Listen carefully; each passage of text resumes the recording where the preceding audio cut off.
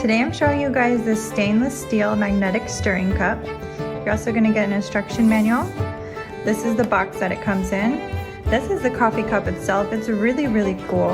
And inside the mug, you're also going to get a USB charger. And on the inside, you can see that little magnetic strip will stir when you push this power button.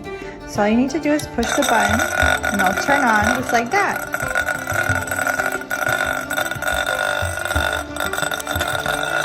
This will light up blue while it's stirring, and it will automatically turn off after 30 seconds.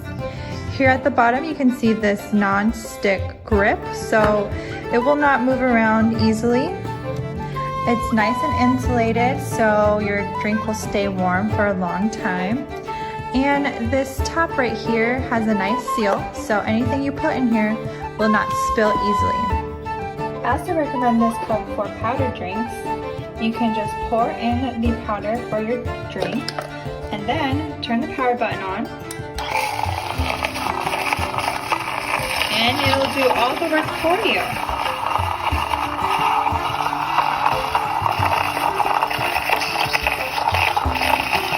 Wow, no clumps.